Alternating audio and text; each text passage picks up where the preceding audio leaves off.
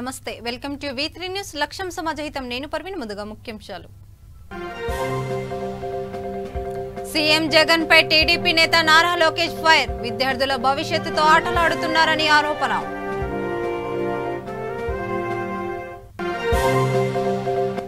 పేదల సంక్షేమమే సీఎం జగన్ అన్న ధ్యేయం లబ్ధిదారులకు ఇళ్ల పట్టాలు పంపిణీ చేసిన హోంమంత్రి సుచరిత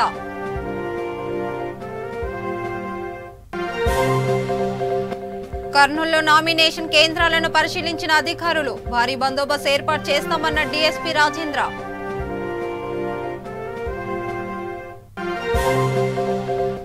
గుంటూరు జిల్లా బాపట్లలో ప్రశాంతంగా నామినేషన్ల ప్రక్రియ టీడీపీ సర్పంచ్ అభ్యర్థిగా దోమ నాగేశ్వర్ రెడ్డి నామినేషన్ దాఖలు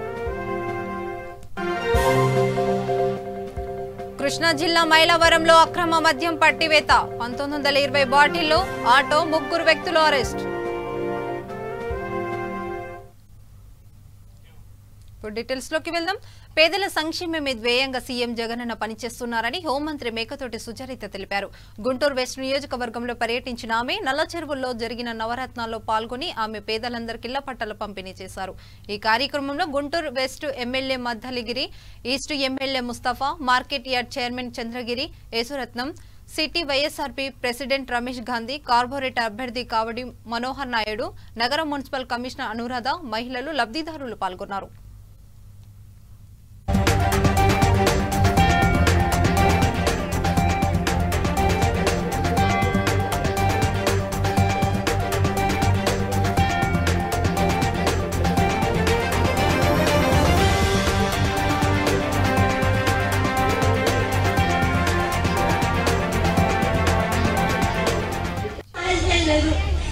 అలాగే జగన్మోహన్ రెడ్డి అన్న గారు వచ్చిన తర్వాత నా కష్టాలన్నీ పోయాయి నాకు అమ్మ ఒడి మా పాపకు 15,000 వచ్చింది సంవత్సరానికి నాకు ఆటో డబ్బులు 10,000 వస్తాయి నాకు ఆధారు రేషను నాకు అన్ని వెట్టు జట్టి వాలంటీర్ వల్ల అన్నీ అయిపోతున్నాయి దేవుడి వల్ల నాకు ఒంటరి మహిళ అనే పెన్షన్ కూడా అది వస్తే చాలు అని కోరుకుంటున్నాను జగనన్న నాకు ఇంత మేలు చేసిన జగనన్నకు నేను జై జగనన్న అని కోరుకోవాలనుకుంటాను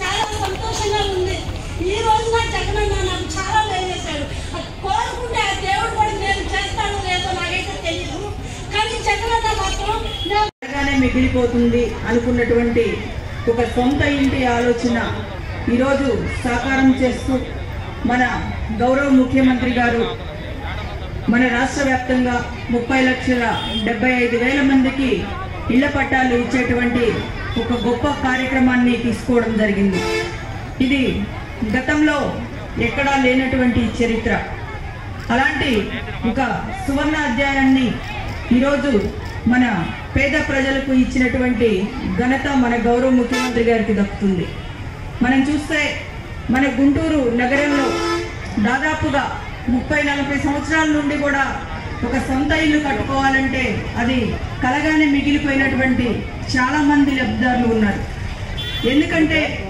మనకు నగర ప్రాంతంలో ప్రభుత్వ భూమి ఇవ్వడానికి ఎక్కడ భూమి దొరకనటువంటి పరిస్థితి మరి బయట వేరే స్థలం ఇవ్వాలంటే దాన్ని కొనుగోలు చేసి ఇవ్వాల్సి అవసరం ఉండేది మరి రేటులు చూస్తుంటే మరి ఒక్కొక్క ఎకరం తీసుకోవాలంటే కోట్లాది రూపాయలు వెచ్చించేటువంటి పరిస్థితి మన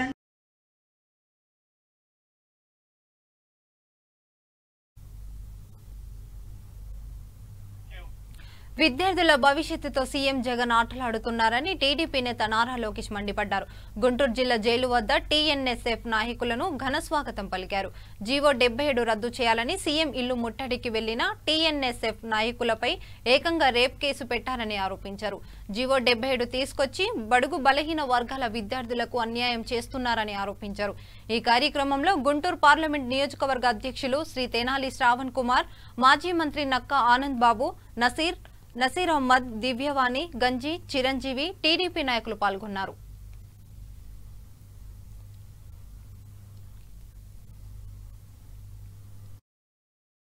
రాజ్యాంగం అమలవుతుంది ఐపీసీ అమలు అవట్లేదు జేపీసీ జగన్ పీనల్ కోడ్ ఈరోజు ఆంధ్ర రాష్ట్రంలో అమలవుతుంది ఈరోజు ప్రజల తరపున పోరాడే వ్యక్తులపైన దొంగ కేసులు బనాయించి వాళ్ళని ఇబ్బంది పెట్టేదానికి ఈ ప్రభుత్వం ప్రయత్నిస్తుంది. ఆనాడు రాజధానిలో ఆటో ఆర్టీసీలను తీసుకొస్తే గ్రామస్తులు ఎదుర్కొంటే ఎస్సీ ఎస్టీల పైన ఎస్సీ ఎస్టీ అట్రాసిటీ యాక్ట్ పెట్టారు. పులివెందలో ముఖ్యమంత్రి గారి సొంత నియోజకవర్గంలో ఒక దళిత మహిళని అతి దారుణంగా చంపేసి పోస్ట్ మార్టం కూడా చేయకుండా హడావుడిగా అంత్యక్రియలు చేస్తే దాన్ని నిలదీసేదానికి చలో పులివెందల అని మా నాయకురాలు అనిత గారు వెళ్తే అనిత గారి పైన ఎంఎస్ రాజు గారి పైన అంటే మా దళిత నాయకుల పైన ఎస్సీ ఎస్టీ అట్రాసిటీ కేసులు పెడతారు. ఇది ఎంత అన్యాయం ఒకసారి మనందరం ఆలోచించాలా. దేశాన్ని దోచుకున్నాడు జైలుకి వెళ్తే బయటకు వచ్చినప్పుడు తలదించుకుని వస్తాడు. అదే ప్రజల తరఫున పోరాడే వాళ్ళు జైలుకి వెళ్తే బయటకు వచ్చినప్పుడు తల ఎత్తుకుని వస్తారు. జగన్ జైలు నుంచి బయటకు వచ్చినప్పుడు ఎట్టొచ్చాడో మనందరం చూసాం. తల ఎక్కడ పెట్టుకోవాలో తెలియకుండా పరిస్థితుల్లో ఆయన బయటకు వచ్చాడు. ఈరోజు మా టీఎన్ఎస్ఎఫ్ నాయకులు వచ్చారు, సింహం లాగా తల ఎత్తుకుని ప్రజల తరఫున మేము పోరాడాం గర్వంతో ఈరోజు బయటకు వచ్చారు. అసలు వాళ్ళు ఎందుకు పోరాటం చేశారు? జియో నంబర్ 77 రద్దు చేయాలని. జియో నంబర్ 77 వల్ల దాదాపు 3 లక్షల మంది విద్యార్థులు ఇబ్బంది పడే పరిస్థితి. దానికోసం టీఎన్ఎస్ఎఫ్ నాయకులు పోరాడితే జగన్ రెడ్డి గారి ఇంటికి ముట్టడికి పిలిపిస్తే వాళ్ళని అరెస్ట్ చేశారు. అరెస్ట్ చేస్తే కాదు, జగన్ రెడ్డి గారు రేపు చేసాక వచ్చారని కేసు పెట్టారు.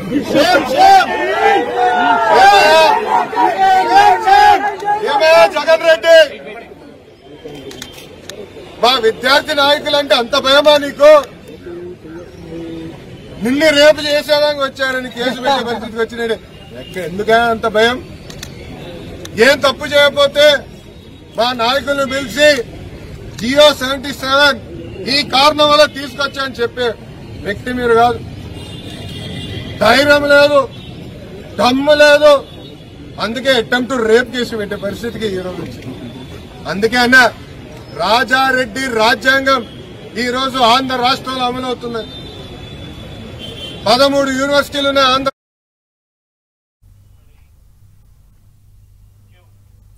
పోలవరానికి జాతీయ హోదా కాంగ్రెస్ పార్టీతోనే సాధ్యమని ఎమ్మెల్యే జగ్గారెడ్డి తెలిపారు. విజయవాడలో కాంగ్రెస్ పార్టీ కార్యాలయం ఆంధ్ర రత్న భవన్ ప్రెస్ మీట్ లో ఆయన పాల్గొన్నారు. ఏపీలో కాంగ్రెస్ పార్టీ వస్తేనే అభివృద్ధి జరుగుతుందని తెలిపారు. సమైక్య రాష్ట్రంలో కాంగ్రెస్ పార్టీ పరిపాలన చాలా బాగుందన్నారు.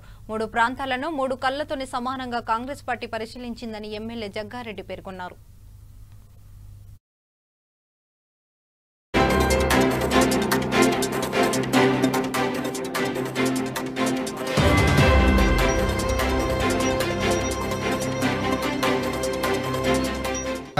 శైలజనాథ్ గారు పిసిసి అధ్యక్షులుగా మరి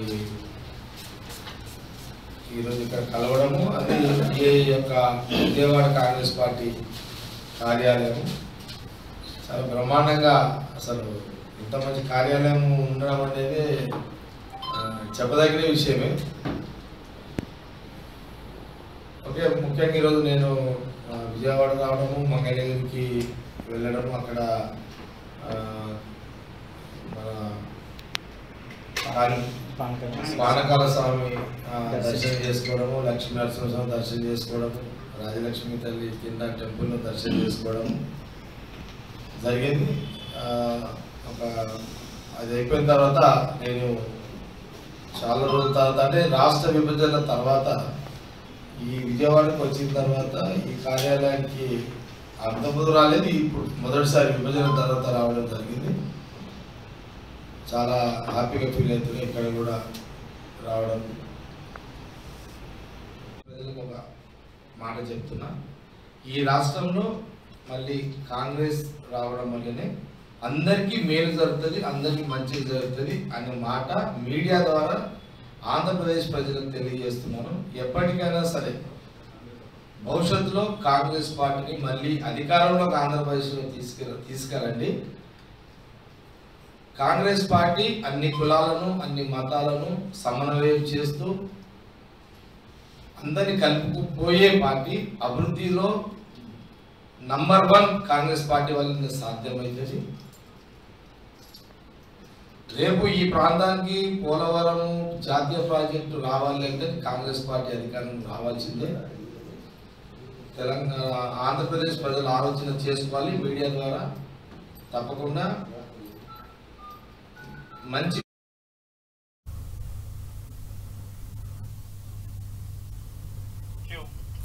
అనంతపురం జిల్లా పుట్టపర్తి నియోజకవర్గంలో మొదట విడత జరగబోవు పంచాయతీ ఎన్నికల నామినేషన్ల పర్వం సాఫీగా జరుగుతుంది. నామినేషన్ల స్వీకరణ ప్రక్రియను దృష్టిలో ఉంచుకుని అధికార యంత్రాంగం అన్ని ఏర్పాట్లను పూర్తి చేసింది. నియోజకవర్గ వ్యాప్తంగా 80 పంచాయతీలకు గాను పంచాయతీల పరిధిలో 148 వార్డులున్నాయి. నియోజకవర్గ వ్యాప్తంగా 6 మండలాలకు గాను కేవలం 31 మంది సర్పంచ్, 51 మంది వార్డు మెంబర్లుగా నామినేషన్ల పత్రాలను దాఖలు చేశారు. అభ్యర్థులు నామినేషన్ల ప్రక్రియలో ఎలాంటి అవాంఛనీయ సంఘటనలు జరగకుండా నియోజకవర్గ వ్యాప్తంగా పోలీసులు గట్టి బందోబస్తు ఏర్పాటు చేశారు. కేవలం ఎవరైతే నామినేషన్ దాఖలు చేశారో ఆ అభ్యర్థులను మాత్రమే క్షుణ్ణంగా పరిశీలించి అనుమతి ఇస్తున్నారు. మొదటి రోజు ప్రశాంతంగా నామినేషన్ల ఘట్టం ముగిసింది.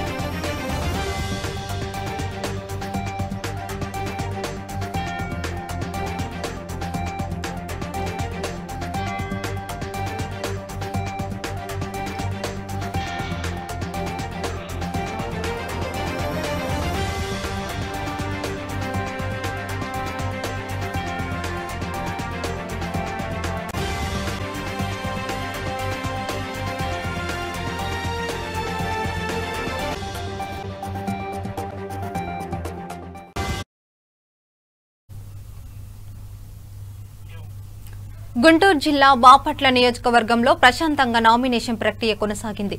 పిట్ల వాణిపాలెం మండలం కొత్తపాలెం గ్రామంలో టీడీపీ బలపరిచిన సర్పంచ్ అభ్యర్థి దోమ నాగేశ్వర్ రెడ్డి నామినేషన్ దాఖలు చేశారు.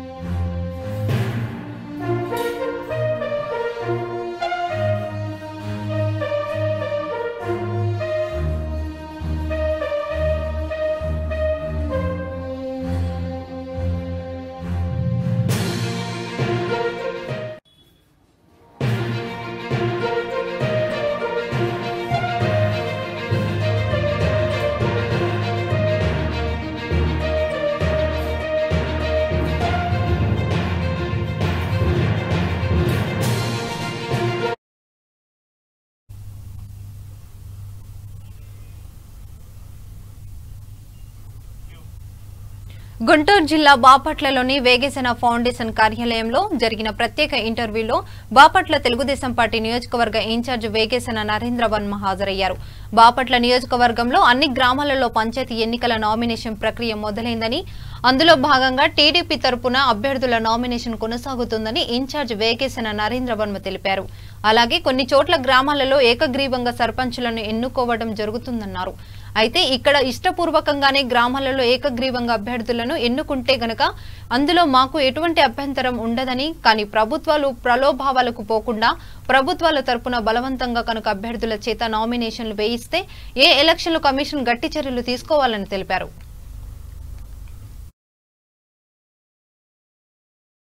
29వ తారీఖు నామినేషన్ ప్రక్రియ బాపట్ల నియోజకవర్గంలో స్టార్ట్ అయింది.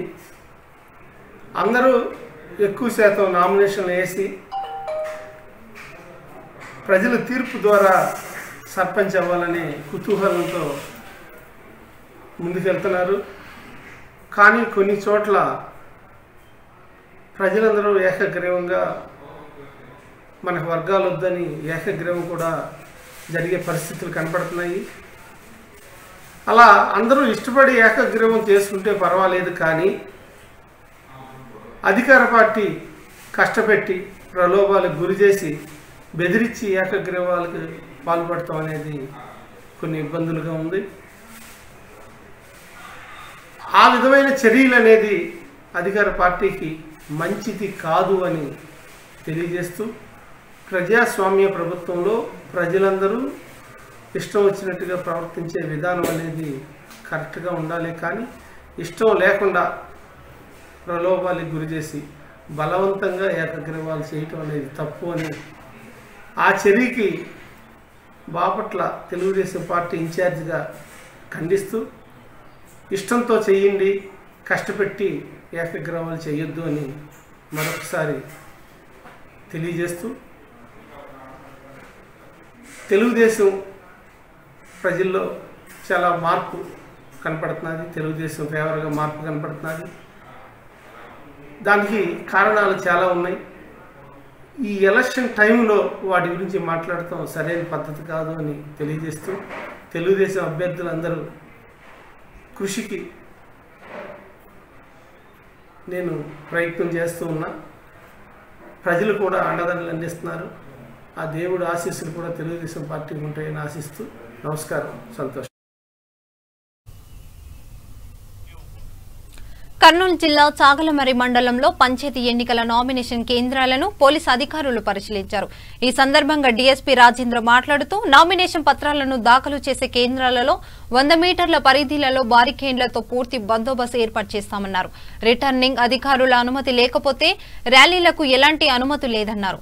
చాగలమర్రి మండలంలో గుర్తించిన 4 సమస్యాత్మక గ్రామాలలో ప్రత్యేకంగా బందోబస్తు ఏర్పాటు చేస్తామన్నారు. డీఎస్పీ రాజేంద్ర వెంట రూరల్ సిఐ రాజశేఖర్ రెడ్డి, స్థానిక ఎస్ మారుతి, పోలీసు సిబ్బంది పాల్గొన్నారు.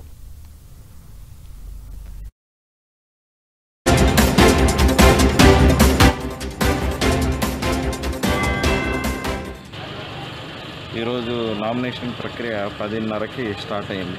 దానికి సంబంధించి మేము బయట బందోబస్తు ఇవ్వడం జరిగింది. అలాగే 100 మీటర్స్ బ్యారికేడ్ ఇది పాయింట్ కూడా పెట్టుకున్నాం. ఆ లోపల only 1 vehicle as per election commission allow చేస్తుంది. అలాగే ప్రిస్క్రైబ్డ్ మెంబర్స్ మాత్రమే లోపలికి అలౌ చేయడం జరుగుతుంది. మిగతా ర్యాలీస్ ప్రొసెషన్స్ కూడా ఓన్లీ రిటర్నింగ్ ఆఫీసర్ నుంచి పర్మిషన్ తీసుకోవడం జరుగుతుంది. ఎలాంటి పర్మిషన్ లేకుండా జరిగితే మాత్రం ఎంసీసీ వైలేషన్ కింద బుక్ చేయడం జరుగుతుంది. మండలంలో ఏమైనా సమస్యాత్మక గ్రామాలు గుర్తించారు? మన చాగల్మర్రిలో గుడిగినూరు, మనకి చాగల్మర్రి, నేలంపాడు ఇలా విలేజెస్ ఐడెంటిఫై చేయడం జరిగింది. దానికి సఫిషియెంట్ బందోబస్తు అడిషనల్ ఆఫీసర్స్ని కూడా పిలిపించడం జరిగింది.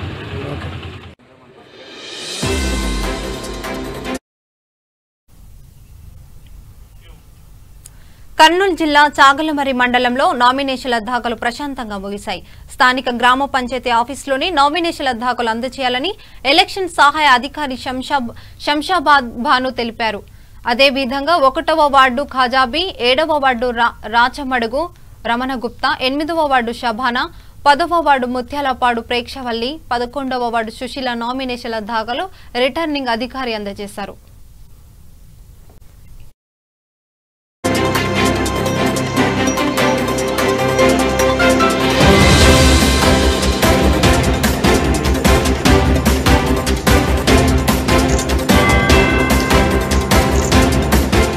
రాష్ట్ర వ్యాప్తంగా జరుగుతున్న గ్రామ పంచాయతీ ఎలక్షన్ కార్యక్రమంలో భాగంగా చాగలమరి గ్రామ పంచాయతీకి 8వ వార్డు అభ్యర్థిగా పోటీ చేస్తున్నాము.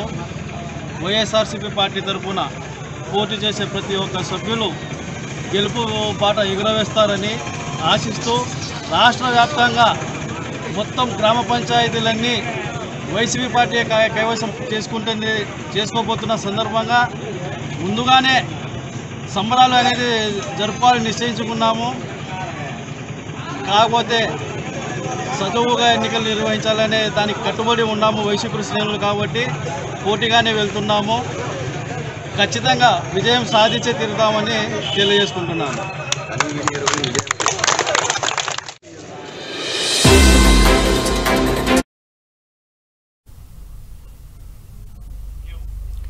కర్నూలు కలెక్టరేట్ సున్నని ఆడిటోరియంలో గ్రామ పంచాయతీ ఎన్నికల పకడ్బందీ ఏర్పాట్లపై ఎస్ఈసీడీఎన్ రమేష్ కుమార్ మాట్లాడుతూ అడిషన్లో డీజీపీఎన్ సంజయ్ ప్రెస్ మీట్ నిర్వహించారు.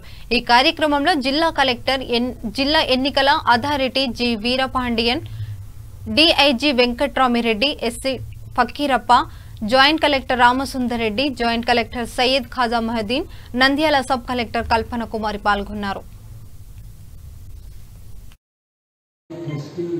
చేసి పరిస్థితిని ఎంత అద్భుతంగా అమలులో తీసుకుంటారనే విషయానికి నాకు నిజంగా కూడా చాలా ఆశ్చర్యం వస్తుంది.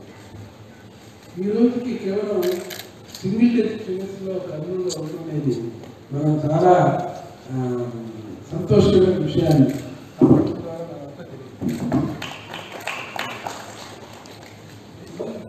made a turnaround. It's a success. This is one of the best success stories in COVID management. I really congratulate.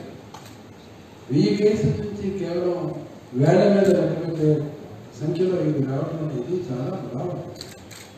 ఈ నేపథ్యంలోనే మీరు చూసినట్లయితే కర్నూలు జిల్లాలో గత ఎన్నికల్లో కూడా ఓటర్స్ పార్టిసిపేషన్ చాలా ಹೆಚ್ಚು సంఖ్యలో ఉంది. మనకి రాష్ట్రంలో ఉన్న యావరేజ్ కంటే అధికంగా 88% ఓటింగ్ కర్నూలు జిల్లాలో. అందరికీ నమస్కారం.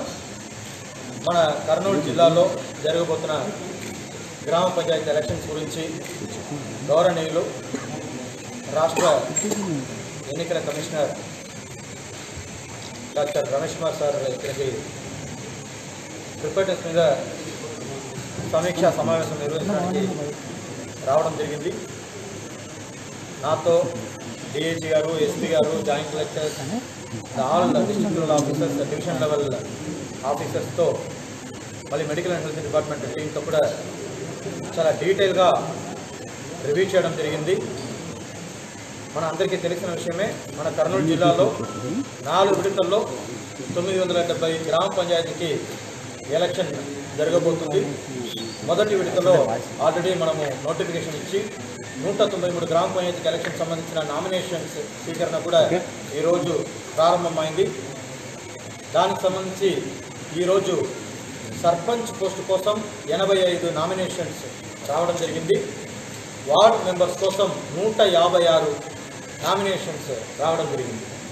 సో ఈ రకంగా ఈరోజు మొదలైన ఈ ఎన్నికల ప్రక్రియ ఖచ్చితంగా స్టేట్ ఎలక్షన్ కమిషన్ ఇచ్చిన ఆదేశాల మేరకు, కమిషనర్ గారు ఇచ్చిన ఆదేశాల మేరకు ఇది లాస్ట్ వరకు, చివరి వరకు సూచన తప్పకుండా ప్రతి ఒక్కరూ, అది ఆఫీసర్స్, ఎంప్లాయీస్ కావచ్చు, పబ్లిక్ కావచ్చు, ఓటర్స్ కావచ్చు, అందరూ కూడా దీనికి కట్టుబడి ఈ ఎలక్షన్స్ని ప్రశాంతంగా, విజయవంతంగా నిర్వహించడానికి సహకరించాలని కోరుతున్నాను. మళ్ళీ దీనికి సంబంధించి ఆల్రెడీ మేము దాదాపు 37,000 మంది ఉద్యోగస్తులని ఈ 4 విడతల పోలింగ్ కోసం డిప్లాయ్ చేయడం జరుగుతుంది. దీంట్లో దాదాపు 30,063 మంది ఒక ప్రక్రియ ఏముందో దాన్ని బాగా పకడ్బందీగా ఎలక్షన్ నోటిఫికేషన్ అయిన రోజు నుంచి మేము జిల్లాలో అమలు చేస్తున్నాము. ముఖ్యంగా ఎలక్షన్ ప్రాసెస్కి ఎలక్షన్ ఇంటిమిడియేటర్స్ అని ఏం చెప్తామో మనము, ప్రలోభానికి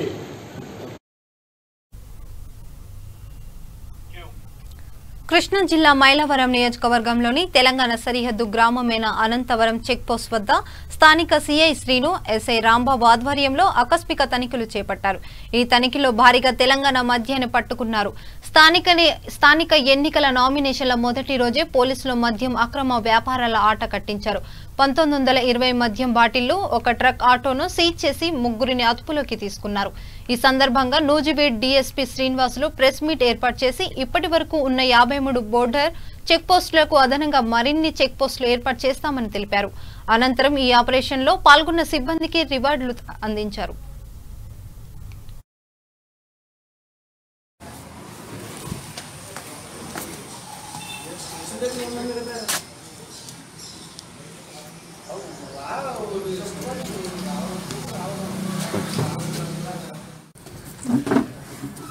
మీ పేరండి?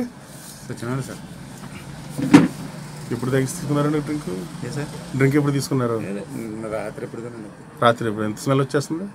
ఏమో సార్ మరి అది హాస్పిటల్కి వెళ్తారండి ఇప్పుడు? గవర్నమెంట్ హాస్పిటల్ చూడండి సార్. కాదు సార్, మీరు రాత్రి ఎప్పుడు అంటున్నారు కదా, ఇప్పుడు రాత్రి తీసుకున్నారు ఇప్పుడు తీసుకున్నారు తెలిసిపోతుంది కదా. ఏ బ్రాండ్ తీసుకున్నారు? అలా కాదు, ఏ బ్రాండ్ తీసుకున్నారు?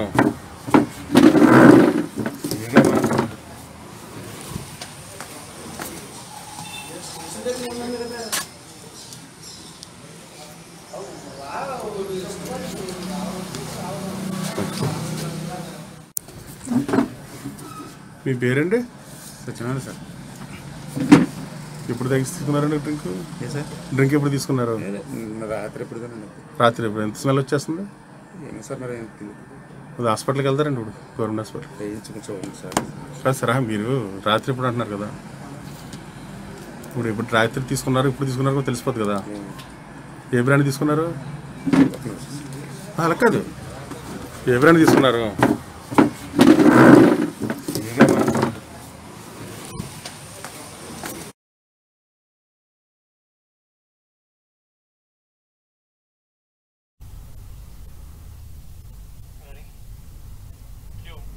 ఇప్పుడు బులెటిన్ ముగించే ముందు మరోసారి హెడ్లైన్ చూద్దాం. సీఎం జగన్ పై టీడీపీ నేత నారా లోకేష్ ఫైర్. విద్యార్థుల భవిష్యత్తుతో ఆటలాడుతున్నారని ఆరోపణ.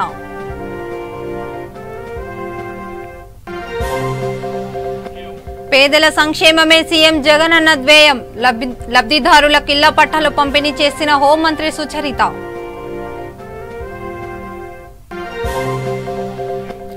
కర్నూలులో నామినేషన్ కేంద్రాలను పరిశీలించిన అధికారులు. భారీ బందోబస్తు ఏర్పాటు చేస్తామన్న డీఎస్పీ రాజేంద్ర.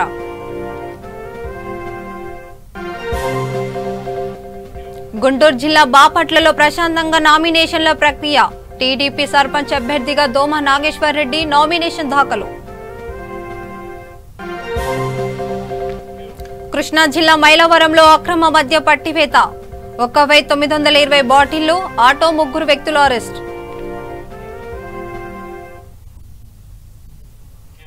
ఇంతటితో వార్తలు సమాప్తం. చూస్తూనే ఉండండి V3 న్యూస్. నమస్కారం.